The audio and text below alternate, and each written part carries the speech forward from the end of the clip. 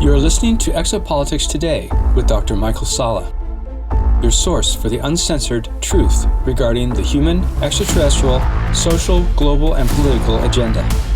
Click the like button and subscribe to this channel. Visit exopolitics.org and sign up to receive our email notifications, news, and information. Be informed and be aware with Exopolitics Today. And now, here's Dr. Michael Salla.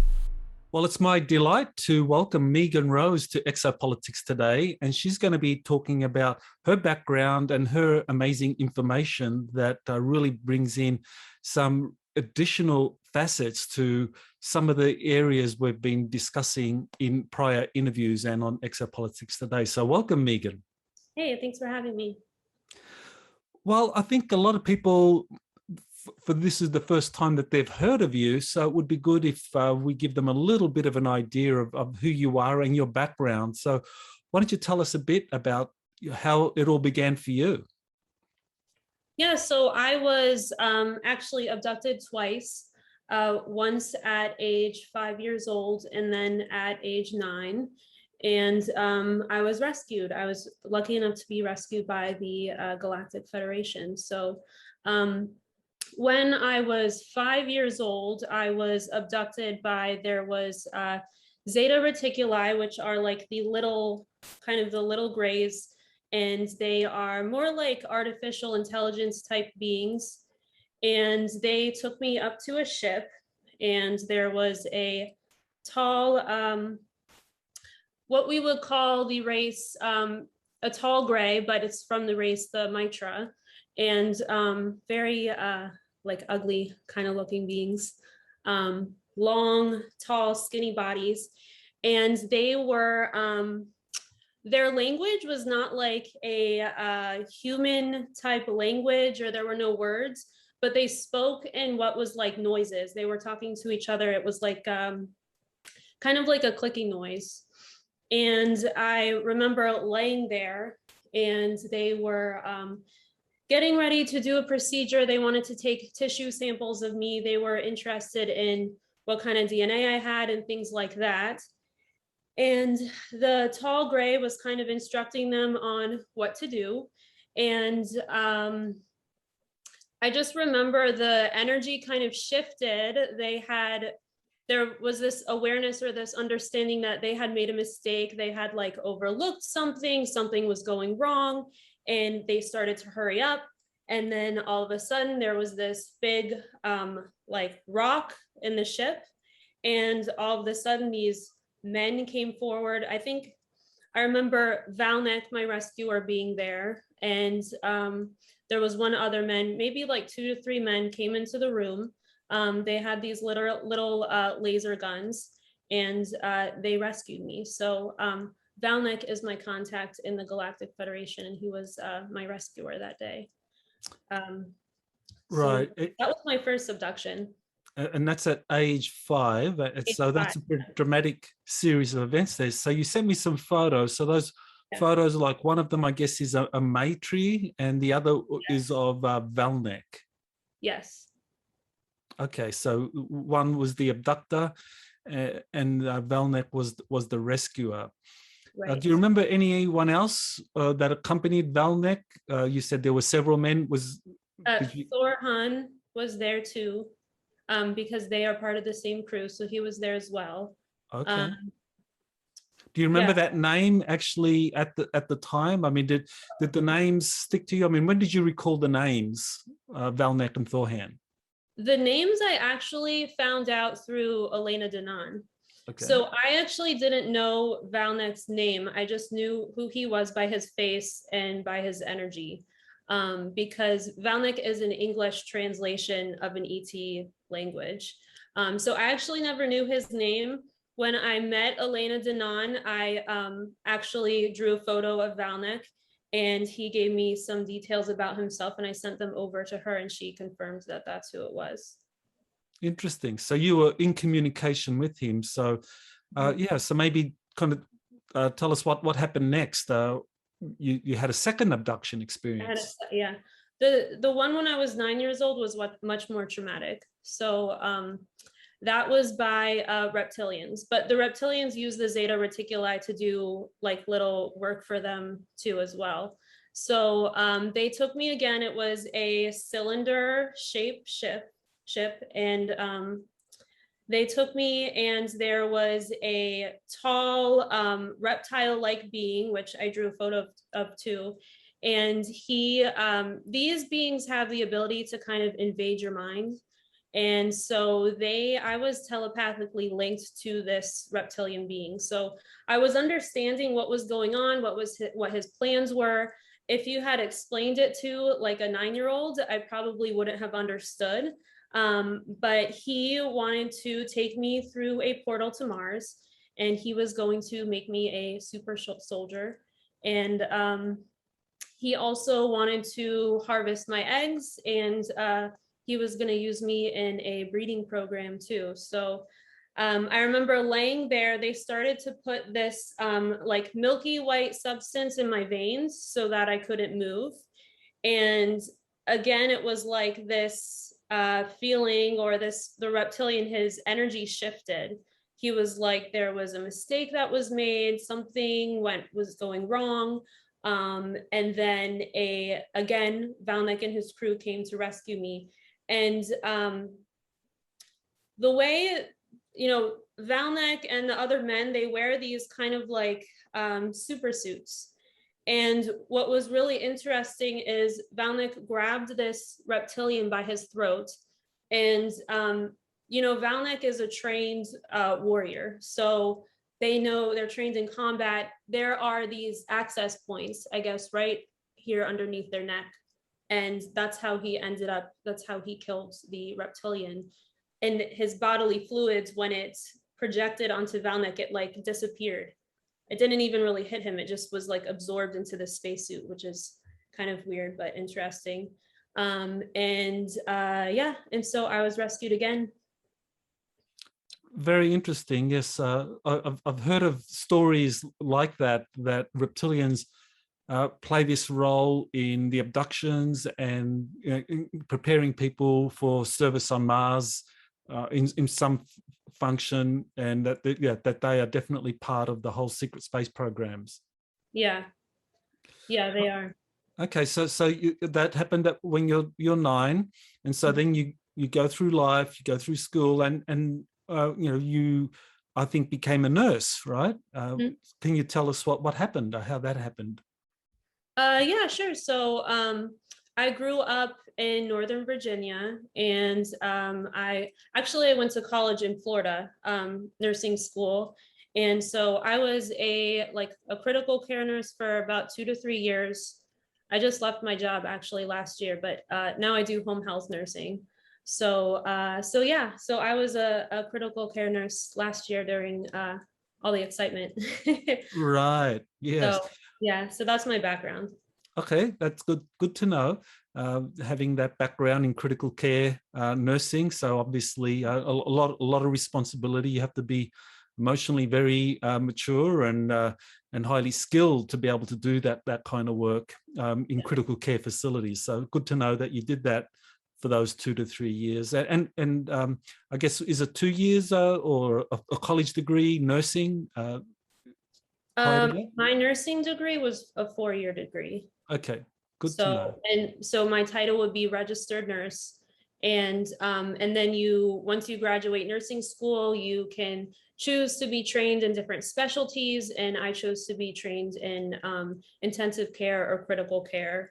And so for people who are watching who don't know, those are where the sickest patients go, the vented patients, the patients who need life-saving measures, that kind of thing. Yeah. Okay. And where did you practice as a nurse for those 2 to 3 years? Florida. Southwest Florida. Yeah. Okay, perfect. Okay, so now, those events happened early on in your life, and you're a registered nurse. So how did all of this start to happen again? How did the contact experiences emerge? I mean, what made you decide to put energy into that?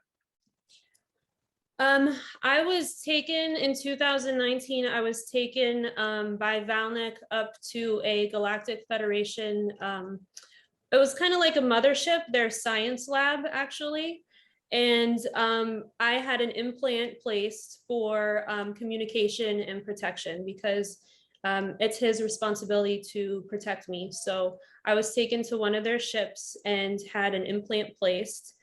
You know, those beings up there, they having an implant, it's not like artificial intelligence, it's just a piece of technology that allows them to do certain things. So even Val Nek has one. That's how he drives the ship. He merges his consciousness through the implant to drive his ship. So I was given one for communication and safety. And it was actually placed by Elena's friend, Mira. So Elena knows her too. She's an implant specialist. And it actually looks like it's not in this density. So some people would think it's more like it might look like a chip or an artificial device, but it actually looks more like a frequency that holds a shape. And it's interdimensional, so it goes in between the matter of the cells, and it allows the neurons to carry a certain frequency that's not really natural to Earth. So that's kind of how it works. But it was on the Galactic Federation, one of their motherships, in a science lab. And Mira actually takes care, she was rescuing and taking care of the hybrid children. So there were hybrid children on that ship in vertical pods.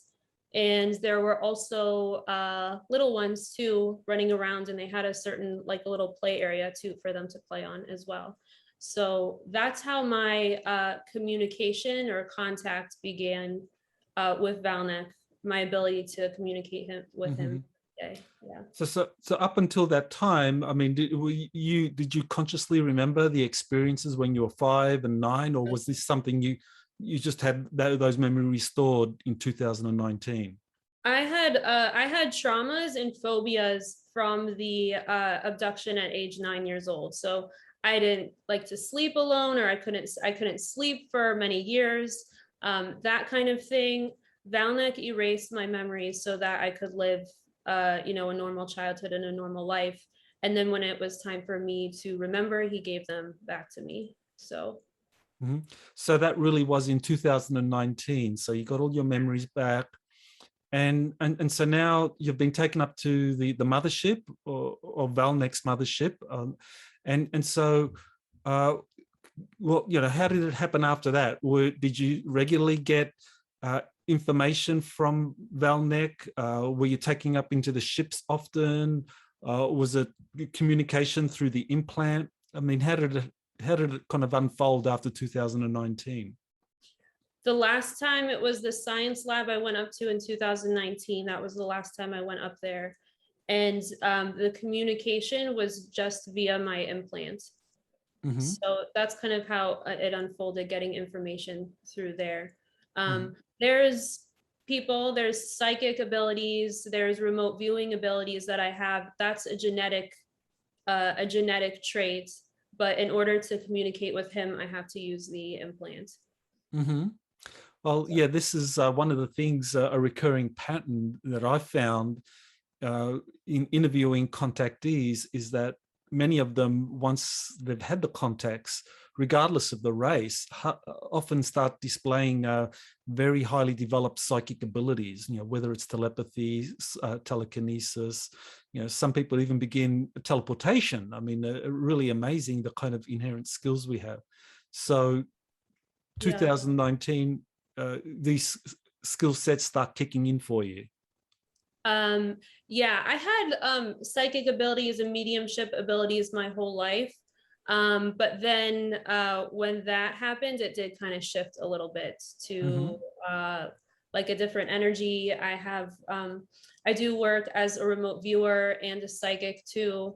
And so yeah, that did kind of shift a little bit, and it did get stronger for me. That's accurate. So with this implant that you have that connects you to Val Nek, how does it work? I mean, do you hear like a voice in your head? Do you get images? I mean, how does he typically communicate with you? He can send images. It is his voice in my head. Kind of like, honestly, it's really like having a conversation like you and I are having. It's just, you know, I'll say something and then you wait for the communication to come in, and just like that. It's very easy. It's very clear. This technology is not hackable by any of the bad guys or anything. They're not able to hack it. And if they could, that'd be really bad, because all the pilots fly their ships using the implant too. So it would not be a good thing. Yeah. Okay. All right. So good. That was actually my next question. I mean, is it hack proof? Because I know they've had voice of God technologies since the 1970s, the US military, that they've been using. And I guess a lot of people confuse that technology with the real thing. But in your case, because this was put in by the Galactic Federation, and they told you that it's hack proof, that makes sense. That otherwise, their whole society would collapse if all of a sudden people could hack in and disrupt their pilots. Yeah, and it's just connected to one person. It's not a group of people, it's not it's just connected to one person, one channel. So that's how it works.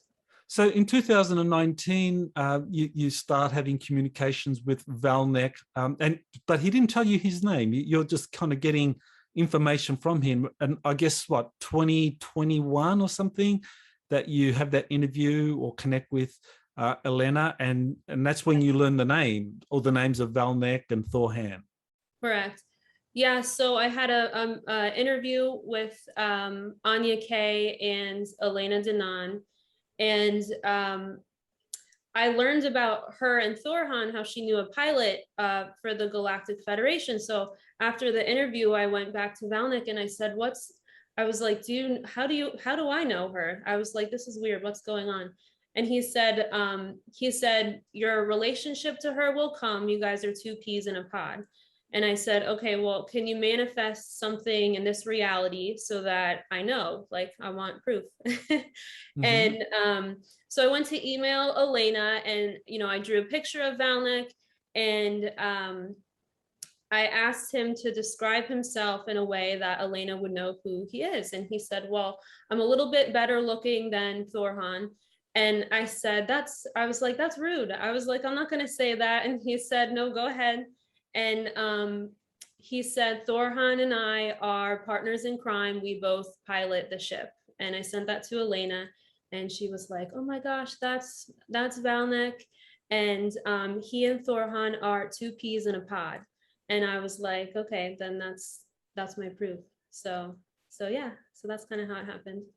Okay, that's great. So then we have like two of you having similar experiences with these two extraterrestrials that are part of the Galactic Federation, who work together as a team. So that, correct.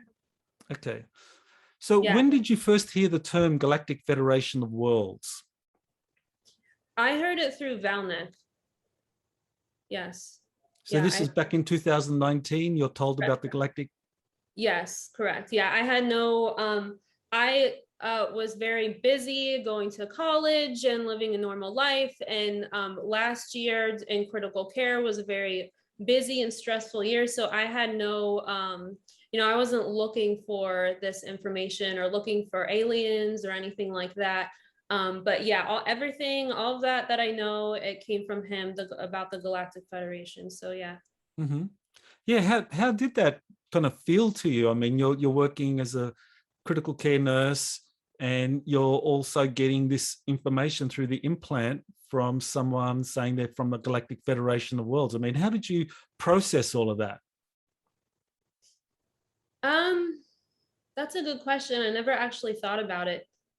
When I was nursing, when I was working at the hospital, I would work like around 13 hours.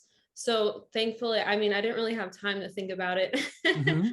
But, it did kind of change my perspective on things and my outlook on things and shift me in a different direction. So, that was kind of a lot happening at once now that I think about it. Yeah, definitely really amazing information that you would have been getting at that time. Mhm. And so I guess the frequency of the communications kind of like increased or developed, since 2019, depending on where you were in your personal journey. Like early on you were too busy, but as you said, you kind of left your career, and Right. and now is it like you just got more time and you're able to process it and talk about it more? Is can you describe that journey for you? Yeah, I left my nursing job, started working as a medium and a remote viewer. And so I think just like anything, then it becomes like a normal part of your life where that's just something um you do. I mean, it's kind of normal for me to be able to communicate with him. So I don't really think about it anymore. I know it sounds so cool to most people, and it is. But yeah, it's just kind of a normal thing that's happened now. Hmm. Well, that's a pretty major step, to move from a regular employment as a registered nurse to being a medium and a channeler. Mhm. So, what made you what convinced you to go down that path? Quite honestly, when I was a nurse in critical care, when people are passing away, a lot of their family members step forward, or you start seeing spirits and stuff too, because you have most of a lot of my patients would pass on. So it got to be too overwhelming. Because trying to save someone's life, but then you also see their spirit doing certain things. So I just had to decide to leave. And I actually worked part-time as a home health nurse for a while too, while I built my business up. But Hmm. that's kind of why too. It was just too much responsibility. It was like living in between two worlds, just Hmm. yeah, a little uncomfortable. Okay. So it's really this year, 2021, that you're starting to get a lot of information from Val Nek about the Galactic Federation and what's happening out there. So what are some of the first things he started telling you about what the Galactic Federation is doing on Earth and the Moon and Mars? Like everything is kind of ongoing, but he explained how planet Earth had been invaded by, the bad guys, reptilians, and grays, and how they were working to liberate the planet. It's a lot of information over a period of time. So maybe it wasn't just 2021. It was actually maybe March of last year, 2020, so that he started to explain why they were there, and they were there to help humanity. And he did explain stuff that was going on with the pandemic too as well, um, and how it all kind of fit in. I'm trying to think. It's a lot though. Yeah. know? So yeah, Okay. the war on Mars and stuff like that. Yeah, I mean, it's a lot of information to kind of come in, think about. Right. Well, the kind of liberation wars. I mean, one of the things that I found really intriguing about Elena's information was that it corresponded with what Alex Collier had told me years earlier, that he called the Andromeda Council identified that 350 years in the future that there would have been this galactic tyranny, and it all traced back to the Earth, Moon, and Mars, which Right. I thought intriguing. And so Lena's kind of talked about that galactic tyranny. So is this similar to what Val Nek has told you? Has he said anything along the lines of a galactic tyranny that could be traced back to this time in our history?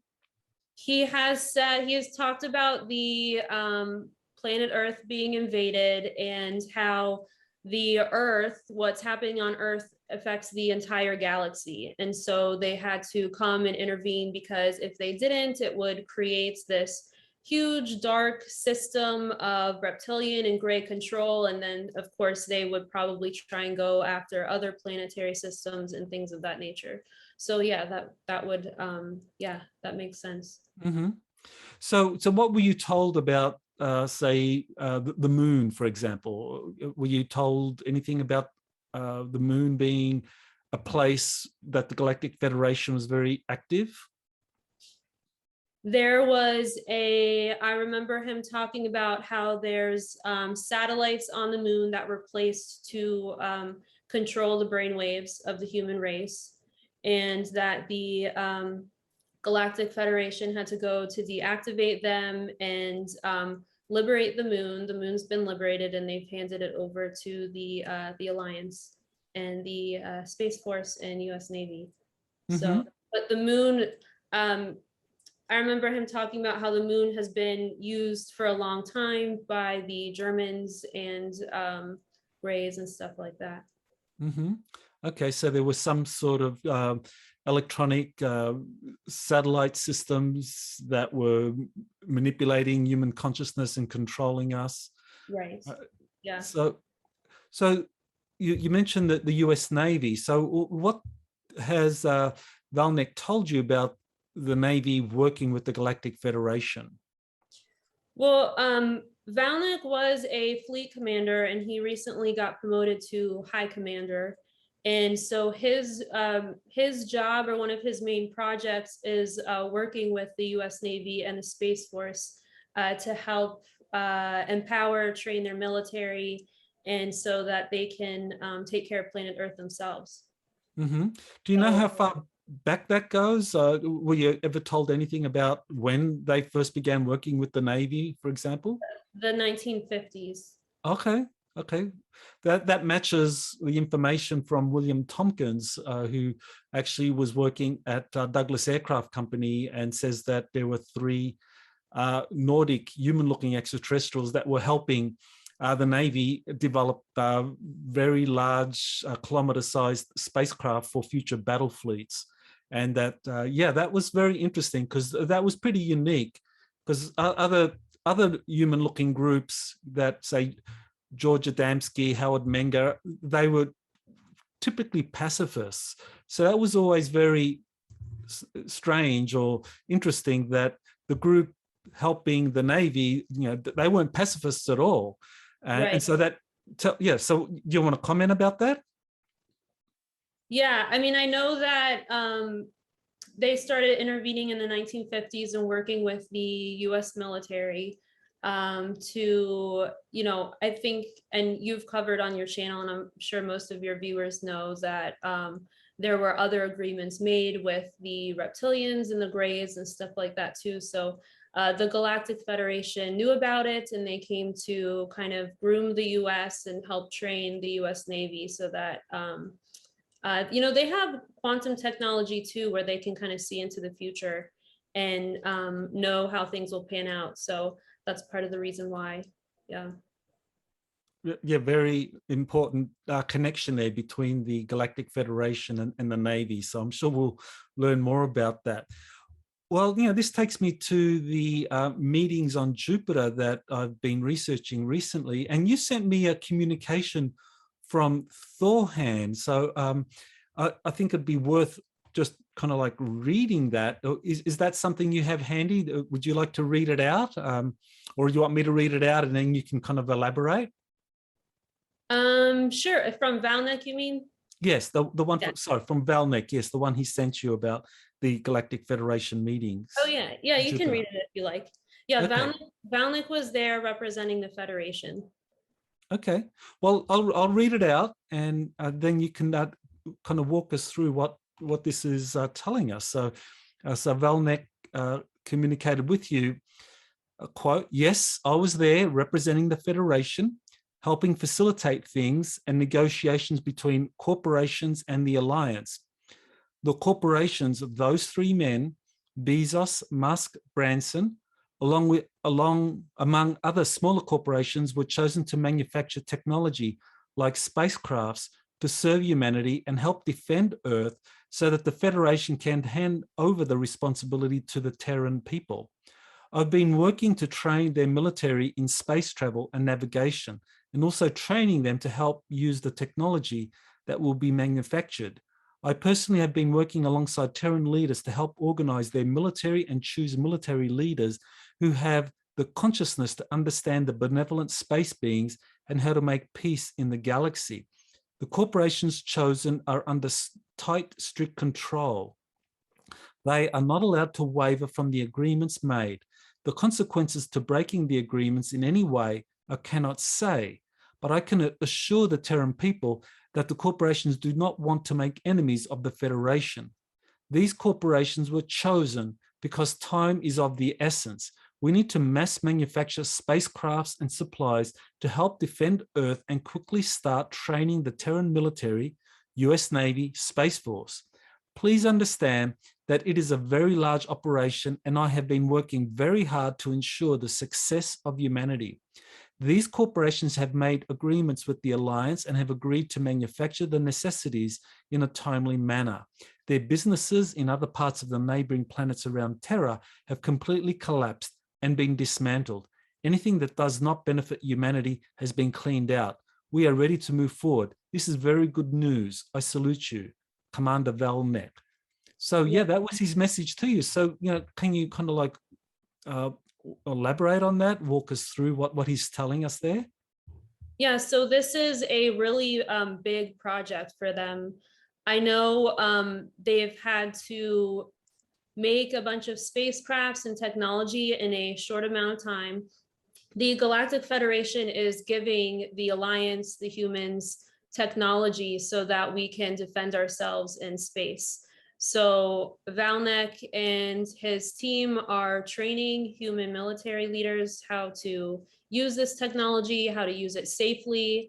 I don't know the number of, how many people they have to train, but I can imagine it's a really large amount of people that would have to be trained so that they could defend planet Earth.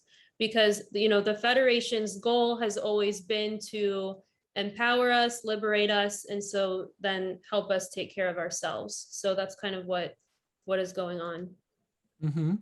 And the message emphasizes the short time that is available for doing this. So, why is it? Because, I speculated that maybe there's a coming disaster that the Galactic Federation wants us to develop large fleets of spacecraft.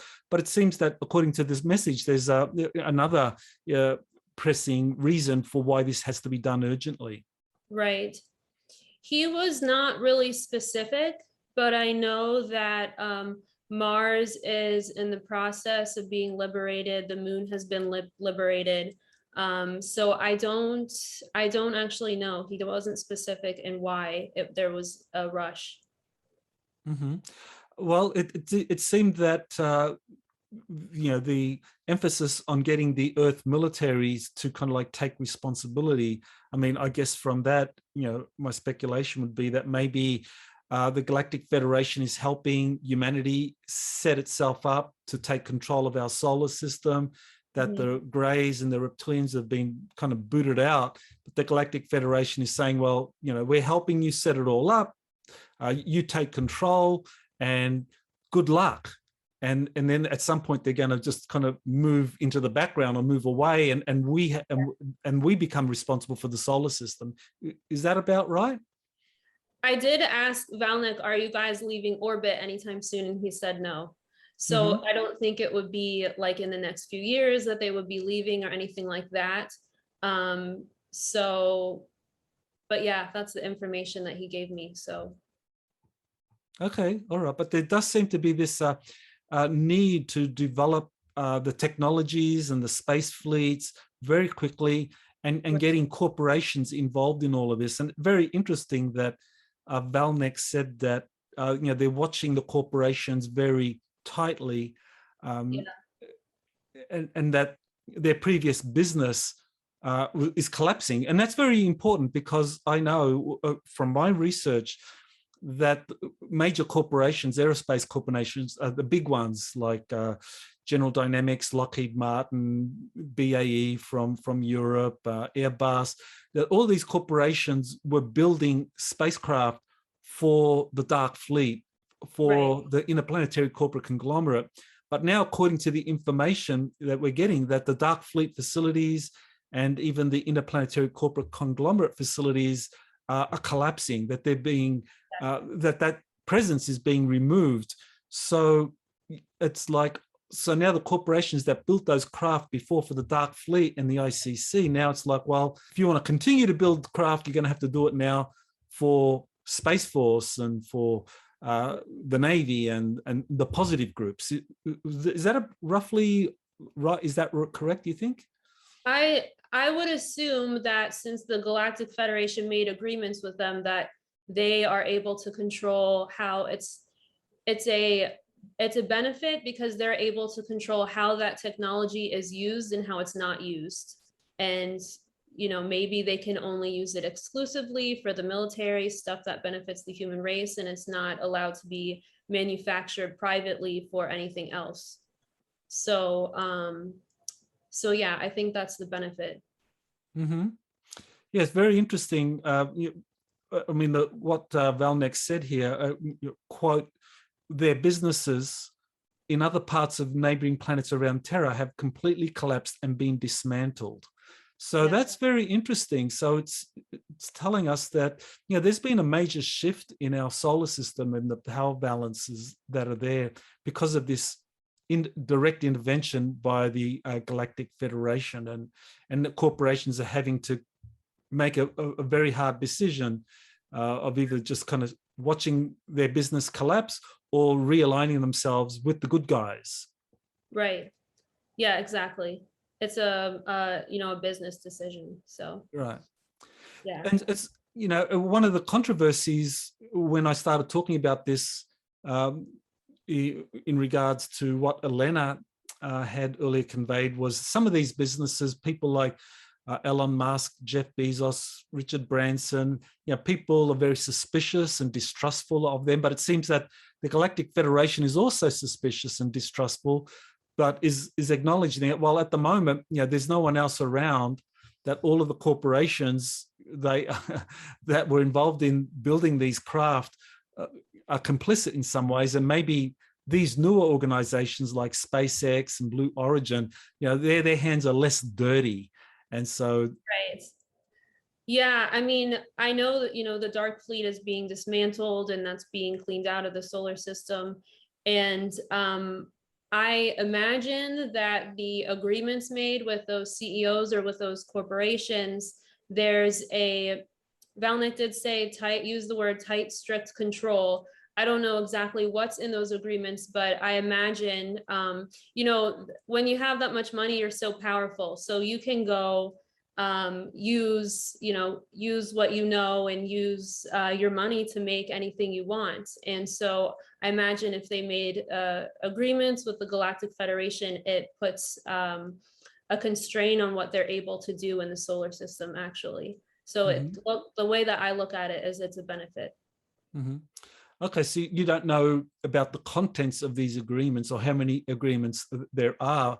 I mean, it's very timely. I just put out a post on my website about this. The commander of US Space Command, General James Dickinson, and he just acknowledged just a couple of days ago publicly that Space Command has just finished reaching agreements with over 100 different entities, you know, whether we're talking about countries, agencies within the United States, or corporations.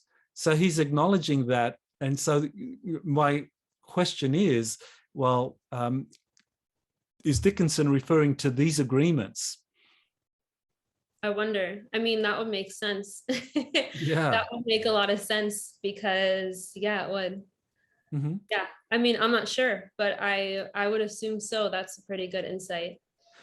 Right. So in your communications with Val Nek, you know, for something like this, you know, can you ask him, like, Val Nek, you know, can you tell me what were these agreements about? You know, can you give me some idea of the contents, and was General Dickinson involved in forging these agreements?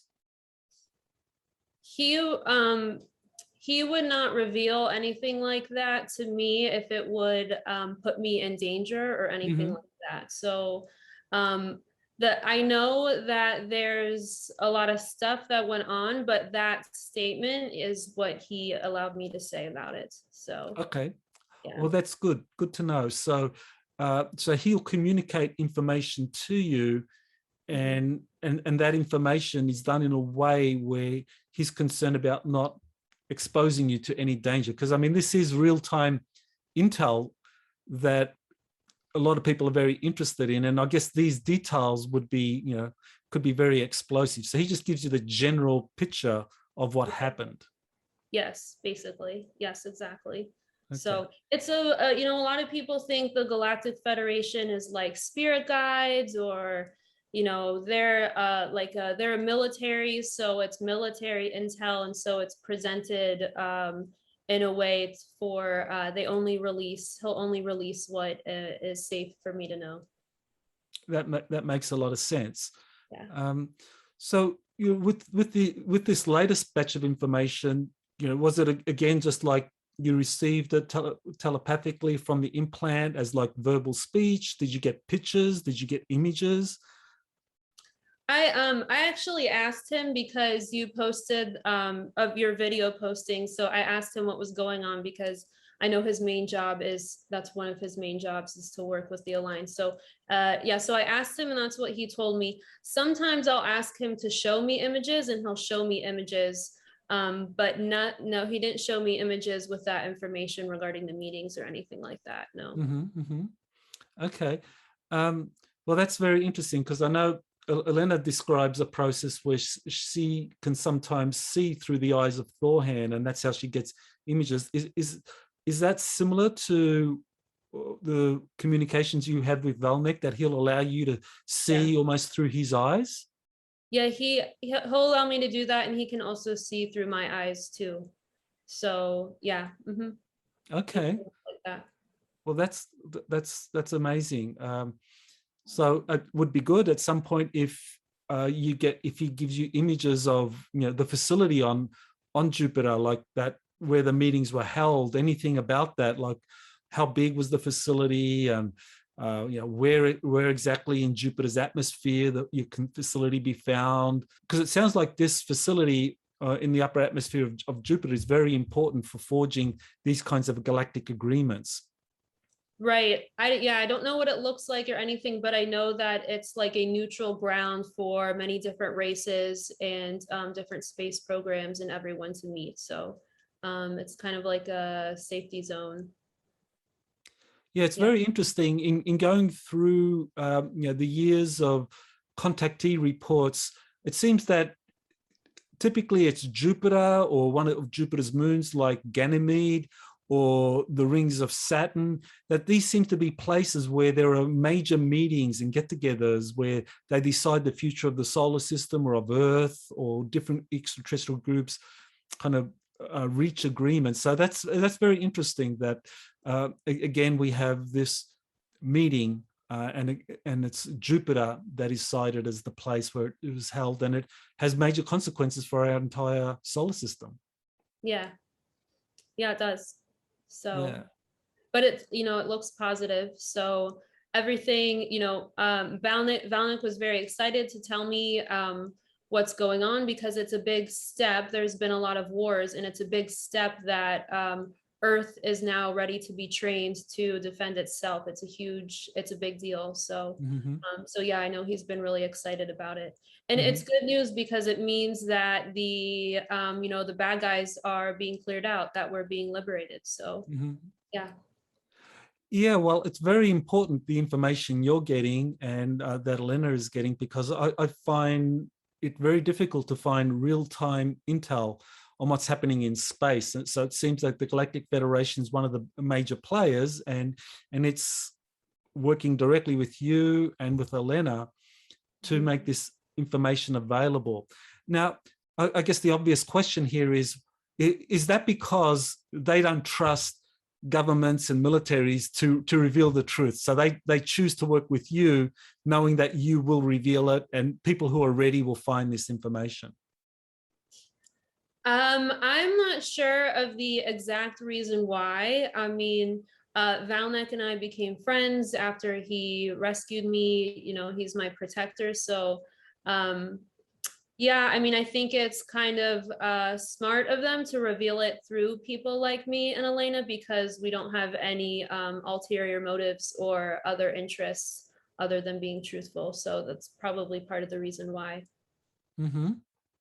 Great. All right. Well, so obviously these meetings in Jupiter are something that people are very interested in, and so confirming that, with more information, more updates, that'll be great, and I'm sure you'll kind of let me know if Sure.